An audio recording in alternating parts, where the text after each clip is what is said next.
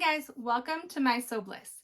Today I'm really excited to be starting a new series and showing you a few quilting techniques that I learned this year. So my friend Caitlin from Knot and Thread Design, she makes really cute patterns. She's made bag patterns and quilt patterns, and she's an amazing quilter, and she does long arm quilting. That is her business. So I'll put links down below where you can go check her out. But she has put together a series for Instagram and any other social media you want to join in on. And it's called 12 Minis in 12 Months, or 12 Minis, 12 Months. And it's 12 mini quilts in 12 months. She got 12 people, 12 different quilters together, and each one is sharing a pattern each month. And then you can make it and you can enter for giveaways and prizes and things like that. And just kind of enjoy making a mini quilt and learn some new techniques and use up your fabric. I know that's one of the reasons I wanted to join, was to use up a lot of my quilting fabrics that I have that I just never use because I just don't quilt a ton.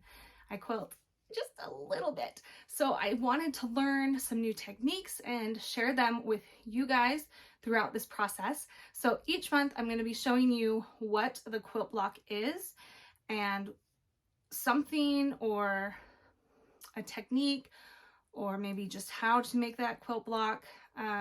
You still need to buy the pattern, so I'll put links down below for that as well, and make sure to do that for each video. Today I am showing you the mini pinwheel quilt that Caitlin put together, and I'm going to show you my favorite way to make a half square triangle. To make this quilt block, you do need a couple half square triangles, so I'm going to show you how I like to make them. And maybe you already know this one, maybe you're new to quilting as well and you just want to learn some tips and tricks as well. So you can join along on this series. So let's get started. For my first step, I have two different squares, and I'm making, this is a half square triangle. You can see the two triangles making a square. So we're making this. I haven't squared these up yet, just so you know. So you're going to need two different fabrics, whatever size you're working with. And then I'm going to put them right sides together and just match up those edges. And I like to pin them in place. I'm sure more advanced quilters just go for it and sew it. But for now, since I like to consider myself a beginner quilter, I'm going to pin those. And I just pin those in two corners. And then I take a long ruler. I'm just using a pencil. You can use a marking tool. Mine is missing right now, so I'm just using my pencil. And I just line up from one corner to the other. And once I have that marked, I just mark it with my pencil. And it's ready to go. So now I'm going to take this over to my sewing machine and I'll show you how we're going to sew that together. So over at the sewing machine, it's tempting to just sew along right where we marked that straight line, but that's actually not what we're going to do. We're going to line that line up with our 1/4 inch seam allowance and lower the pressure foot there and then stitch. So that way we're a 1/4 inch away, and we're going to do this on both sides of the line. So it doesn't matter what side you start on. It's going to be a 1/4 inch away from that line.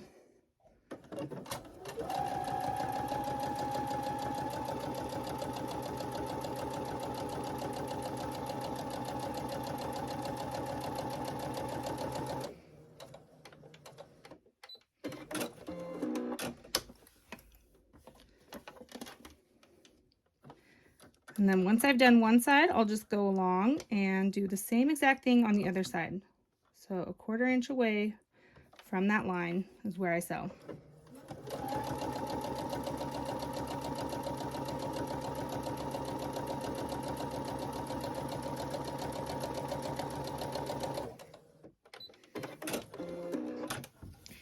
Okay, so it's gonna look like this. You can kind of see that. There it is. So you can see our line and then our stitching on either side. Now back over at my cutting table, I'm just going to take my ruler and line it up with that pencil marking that we did. So from corner to corner, and then take my rotary cutter and cut right along that line. And now, when I open it up, I have 2 half square triangles. So I'm going to take it over to my iron. I'm going to iron it to the darker side. So in this case, probably to the red side. Iron both pieces like that, so then we can square up the blocks. Now, to square up your blocks, I love using just this Easy Square Junior. It helps a ton because then I can just line up this 45-degree angle line with my center line to make sure everything is even. And this is just how I do it. Maybe there's a better way, but I just line it up to whatever size I need and then use my rotary cutter, and I can cut along here. And I'm sure advanced quilters can actually do more than one at a time. But that is why I'm doing this, so that I can get to that point where I can do what advanced quilters do. But right now, I'm just a beginner. And I'm just cutting off this little tail over here. Okay, so now I have that block finished, and I will square up my other ones as well. This one actually I don't even need, but now I can square up like that one, and I will do it the exact same way. So if you have any tips on how to square them up, please let me know. But that is how I am going to make my half square triangles. I'm sure there's lots of other techniques and ways to do it, but this is just the way that I like to do it, and it's quick and easy for me, and just a fun way to make these half square triangle blocks. So I hope you guys enjoyed that tutorial. Make sure to check out all those links down below that I talked about, especially for the 12 minis in 12 months. And you can follow along with that on Instagram with my friend Caitlin at Knot and Thread Design. And if you like this video, make sure to give it a thumbs up. Make sure to subscribe. If you have any questions, comments, you can leave those down below in the comment section and I'll try to get back to them. And thanks for watching, guys. I will see you next time. Bye.